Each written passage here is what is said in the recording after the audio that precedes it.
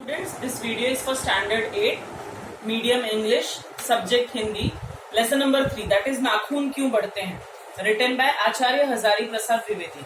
तो आचार्य हजारी प्रसाद द्विवेदी जी ने ये पाठ लिखा है, एक तरह का निबंध है ये। इसमें उन्होंने हमको ये बताया है कि हमारे शरीर में जो नाखून होते हैं वो हमारे अंदर की पशुता मतलब आप समझते हैं, हम जानवर थे पहले, हम जानवर थे तो उसी वो जो हमारा एक कैरेक्टरिस्टिक है वही हमको इंडिकेट कराता है हमारा नाखून में। उससे रिलेटेड ये लेसन है, हम शुरू करते हैं।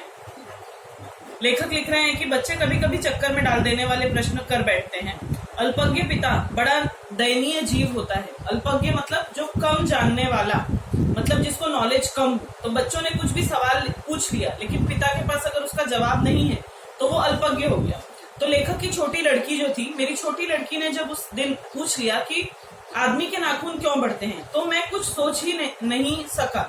हर तीसरे दिन नाखून बढ़ जाते हैं, काट दीजिए, वे चुपचाप दंड स्वीकार कर लेंगे, पर निर्लज अपराधी की भांति छूटते ही फिर जैसे के तैसे हो जाएंगे। आखिर ये इतने बेहया क्यों है? इस पैराग्राफ में लेखक ने हमको बताया है कि हमारा जो नाखून होते हैं, हम नाखूनों को आप भी कभी ऑब्जर्व करो अगर, तो 3-4 दिन बाद नाखून बढ़ जाते हैं। आप उनको काट दोगे फिर वो वापस से बढ़ जाते हैं, जैसे कि उनको हमने पनिशमेंट दे दी कि उन्होंने कुछ गलत किया बढ़ के, तो हमने उनको काट दिया, तो ये उनके लिए दंड हो गया। और दंड देने के बाद भी वो निर्लज्ज अपराधी की तरह, मतलब ऐसा इंसान जो निर्लज्ज मतलब जिसके अंदर बिल्कुल भी लज्जा मतलब शर्म, तो बिल्कुल भी शर्म ना हो, ऐसे वो फिर से बढ़ जाते हैं। ये इतने बेहया क्यों होते हैं?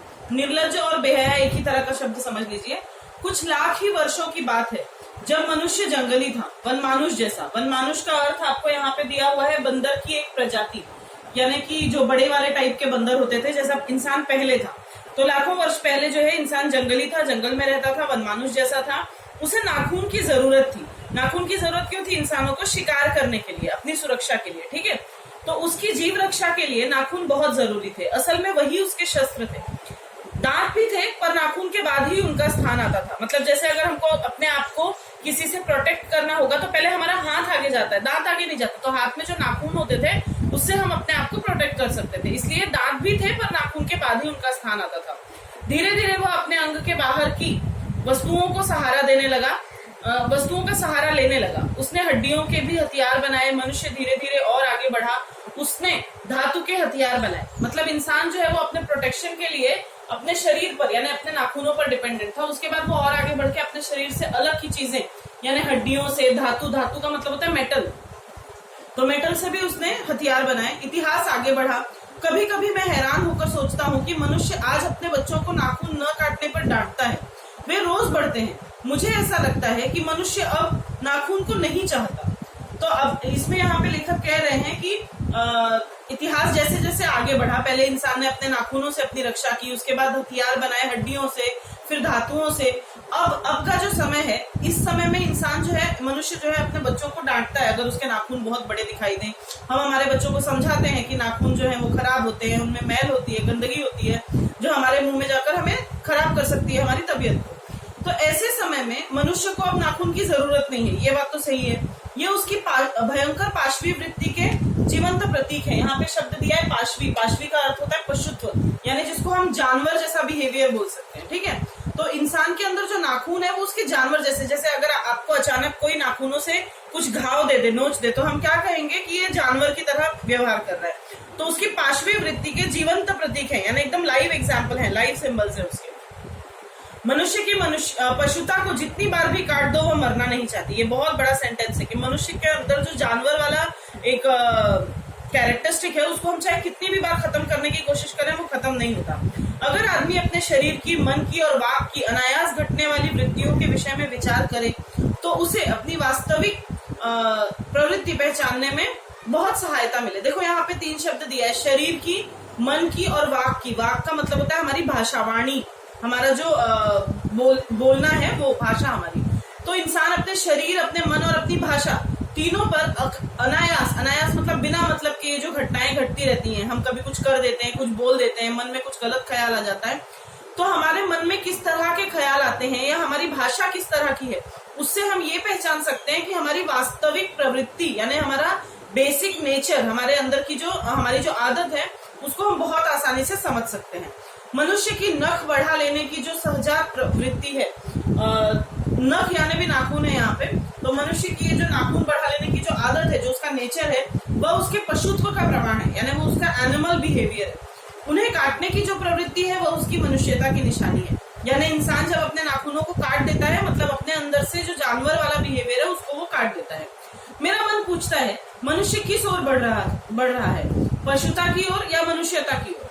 मतलब इंसान जो है आज के डेट में कैसा होता जा रहा है, हम अच्छे इंसान बन रहे हैं और ज्यादा बुरे तरह के जानवर, पशुता की ओर या मनुष्यता की ओर, अस्त्र बढ़ाने की ओर या अस्त्र काटने की ओर? अगर हम इंसान बनना चाह रहे हैं तो हम अस्त्रों को काट देंगे, यानी हम हमारे शस्त्र हैं, जो हमारे वेपन्स हैं, उनको हम काटेंगे, और अस्त्र बढ़ाने की ओर। लेकिन आज के डेट में अगर हम देखें तो हम दूसरे देशों से लड़ने के लिए क्या कर रहे हैं, हम अलग अलग हथियार बना रहे हैं। तो यहाँ कहीं ना कहीं हम अपने अंदर का जानवर मार रहे हैं या जानवर को बढ़ा रहे हैं। इसी तरह से कवि लेखक का ये प्रश्न है। मेरी निर्बोध बालिका ने मानो मनुष्य जाति से ही प्रश्न किया है, जानते हो नाखून क्यों बढ़ते हैं? तो निर्बोध का अर्थ यहाँ पे दिया है अज्ञान। छोटी सी बच्ची है तो उसको ज्यादा जानने योग्य बोध या ज्ञान नहीं है, तो वह जैसे कि पूरे इंसानों से, सभी इंसान की प्रजाति से पूछ रही है कि नाखून क्यों बढ़ते हैं। वह हमारी पशुता के अवशेष हैं। मैं भी पूछता हूँ, जानते हो ये अस्त्र शस्त्र क्यों बढ़ रहे हैं? ये हमारी पशुता की निशानी है, यानी हमारे अंदर से इनका जो बढ़ना है वो कहीं ना कहीं हमको जानवर की तरह ही बनाए रखता है। स्वराज होने के बाद स्वभावतः ही हम हमारे नेता और विचारशील नागरिक सोचने लगे हैं। मतलब जैसे कि हमारा नेचर है, हम इंडिपेंडेंट हो गए हैं तो हम बहुत अच्छी तरह से अपने देश के लिए, अपने प्रोग्रेस के लिए हम सोचने लगे हैं। विचारशील नागरिक सोचने लगे हैं कि इस देश को सच्चे अर्थ में सुखी कैसे बनाया जाए। मतलब हम हमारे देश को, हमारे नेता और हम सब मिलकर अपने देश को सुखी कैसे बनाए। हमारी परंपरा महिमामयी और संस्कार उज्जवल है, क्योंकि अपने आप द्वारा लगाया हुआ बंधन हमारी संस्कृति की बहुत बड़ी विशेषता है। देखो, अपने आप पर अपने द्वारा लगाया हुआ बंधन, जैसे कि हमको रोज सुबह आकर कोई नहीं कहता कि आपको अभी उठना है, अभी आपका ये टाइम हुआ है, अभी आपको पढ़ाई करनी चाहिए, ये रोज रोज कोई नहीं कहता। ये हमने खुद अपने ऊपर एक बंधन लगा के रखा हुआ है, अपनी लिमिट्स हमने क्लैरिफाई करके रखी है।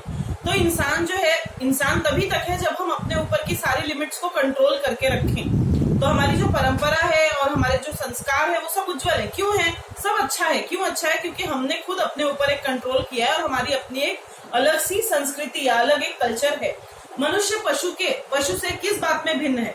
उसमें संयम, दूसरे से सुख दुख के प्रति संवेदना है, श्रद्धा है, तप है, त्याग है। देखो, इंसान और जानवर में क्या क्या भिन्नता है, यानी क्या क्या डिफरेंस है, वो हमको बताया है कि इंसान के अंदर संयम यानी पेशेंस, कंट्रोल है। दूसरे के सुख दुख के प्रति संवेदना है, मतलब दूसरे के अंदर जो दूसरे को जो भी सुख है, किसी की सुख है तो उसको देखकर हम खुश होते हैं, कोई अगर दुखी है तो उसको देखकर हम दुखी होते हैं। तो इस तरह की संवेदना हमारे अंदर है और इसीलिए हम जो है बहुत ही अच्छे इंसान हैं, ऐसा हम कह सकते हैं। ठीक है। उसके बाद यहाँ पे लेखक लिख रहे हैं कि इसलिए मनुष्य झगड़े टंटे को अपना आदर्श नहीं मानता, गुस्से में आकर चढ़ दौड़ने वाली अविवेकी को बुरा समझता है। इसलिए इंसान जो है, इंसान के अंदर श्रद्धा है, तप है, त्याग है, संवेदना है, ये सारी चीजें हमारे अंदर है, इसलिए हम एक अच्छे इंसान हैं। और अगर हम अच्छे इंसान हैं तो हम झगड़े टंटे को अपना आदर्श नहीं मानते। हम नहीं मानते कि झगड़ा टंटा करना अच्छी बात है। गुस्से में आकर एक दूसरे के ऊपर चढ़ना, दौड़ना, दूसरे को अविवेकी मतलब बुरा भला कहना, ये सारी चीजें अविवेकी हैं। अविवेकी यानी जो जिस समय हमारा ब्रेन काम नहीं कर रहा है सही तरीके से। वचन, मन एवं शरीर से किए गए असत्याचरण को गलत मानता है। वचन यानी हमारी बातें जो है वो, मन यानी हमारा मन, और शरीर, तीनों से ही अगर हम असत्याचरण में दो वर्ड्स हैं, एक है असत्य और एक है आचरण। असत्य मतलब गलत, झूठ, और आचरण मतलब बिहेवियर। तो हमारा जो गलत बिहेवियर है उसको हम क्या मानते हैं? गलत। यानी अगर बिहेवियर गलत है तो वो इंसान भी गलत होगा, ऐसा हम मान लेते हैं। ऐसा कोई दिन आ सकता है जब मनुष्य के नाखूनों का बढ़ना बंद हो जाएगा। क्या ऐसा कोई दिन आएगा? मनुष्य के नाखूनों का बढ़ना बंद हो जाएगा, मतलब हमारे अंदर से जानवर का जो बिहेवियर है वो कम हो जाएगा। प्राणी शास्त्रियों का ऐसा अनुमान है कि मनुष्य का अनावश्यक अंग उसी प्रकार झड़ जाएगा जिस प्रकार उसकी पूंछ झड़ गई। प्राणी शास्त्रज्ञ यानी कौन हो गया? जो लोग जूलॉजी एक्सपर्ट होते हैं, जो लोग इंसानों के बारे में, जानवरों के बारे में पढ़ते हैं, उनका ये मानना है कि जैसे बंदर थे हम, हमारे पास पूंछ थी, तो क्योंकि हमने पूंछ का इस्तेमाल खत्म कर दिया, इसलिए हमारे शरीर से पूंछ अलग हो गई। तो उसी तरह से नाखून का इस्तेमाल अगर हम कम करेंगे तो नाखून भी धीरे धीरे लुप्त हो जाएंगे, ऐसा इसका मानना था। तो उस दिन मनुष्य की पशुता भी लुप्त हो जाएगी। जिस दिन ऐसा हो गया कि नाखून खत्म हो गए, उस दिन इंसान के अंदर का जो जानवरपन है वो भी खत्म हो जाएगा। शायद उस दिन वह मरणास्त्रों का प्रयोग भी बंद कर देगा। मरणास्त्रों यानी मरण अस्त्रों, यानी दूसरों को मारने के लिए जो हम वेपन्स यूज करते हैं वो भी खत्म कर देगा। नाखून का बढ़ना मनुष्य के भीतर की पशुता की निशानी है, यानी अगर नाखून बढ़ रहे हैं तो इंसान के अंदर जानवरपन बढ़ रहा है, और उसे नहीं बढ़ने देना मनुष्य की अपनी इच्छा है, अपना आदर्श है। तो इस तरह से हमको हमारे नाखूनों को बढ़ने नहीं देना है। मनुष्य में जो घृणा है, जो अनायास बिना सिखाए आ जाती है, वो पशुत्व का द्योतक है। द्योतक यानी सिंबल, और पशुत्व यानी हमारा जानवर, हमारे अंदर का जानवर। तो इंसान के अंदर जो घृणा मतलब नफरत, तो इंसान के अंदर जो नफरत है वो अनायास बिना सिखाए आ जाती है। मतलब बिना किसी मतलब के, कोई हमको नहीं सिखाता कि किसी से नफरत करो, फिर भी हमारे अंदर वो चीज आ सकती है। और आती है क्यों? क्योंकि अभी भी हमारे अंदर जानवर वाला थोड़ा सा कैरेक्टरिस्टिक मौजूद है। अपने को संयत रखना, दूसरे के मनोभावों का आदर करना मनुष्य का स्वधर्म है, यानी अपने आप को कंट्रोल में करना, दूसरों का भी रिस्पेक्ट करना, ये सब हमारा स्वधर्म है। स्वधर्म मतलब खुद से अपनाया हुआ धर्म है। बच्चे यह जाने तो कितना अच्छा होगा कि अभ्यास और तप से प्राप्त वस्तुएं मनुष्य की महिमा को सूचित करती हैं। यानी बच्चों को ये जानना जरूरी है कि अगर हम अभ्यास कर रहे हैं, प्रैक्टिस कर रहे हैं, तप यानी तपस्या कर रहे हैं, तो उससे जो चीजें मिलती हैं वो हमारे लिए कुछ अच्छी होती है।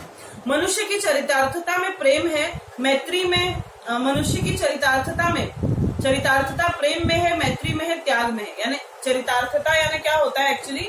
सार्थकता, मतलब हमारा एक्चुअली हमारा जो बिहेवियर है वो हमारा किस चीज के अंदर है? हमारे प्रेम में है। हमारा एक्चुअल बिहेवियर कैसा होना चाहिए? अच्छा बिहेवियर कैसा होना चाहिए? प्रेम होना चाहिए उसमें मैत्री यानी दोस्ती होनी चाहिए, त्याग होना चाहिए, और अपने को सबके मंगल के लिए निःशेष भाव से दे देने में है। निःशेष मतलब अपने लिए कुछ ना बचे, लेकिन सब कुछ दूसरों के लिए अच्छा करने के लिए दे दो। तो ये है मनुष्य, नाखूनों का बढ़ना मनुष्य की उस अंध सहजात वृत्ति का परिणाम है जो उसके जीवन में सफलता ले आना चाहती है। मतलब नाखून जो बढ़ रहे हैं वो कहीं ना कहीं हमारे अंदर की खराबी है जो हमारे जीवन में बुराइयां लेकर आएगी।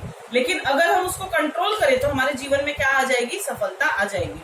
उसको काट देना उस स्वनिर्धारित आत्मबंधन का फल है जो उसे चरितार्थता की ओर ले जाती है। उसको अगर हम काट देंगे तो हमने खुद से अपने लिए जो बंधन बनाए हैं, खुद से अपने लिए जो लिमिट बनाए हैं, हम उसमें कायम रह सकेंगे।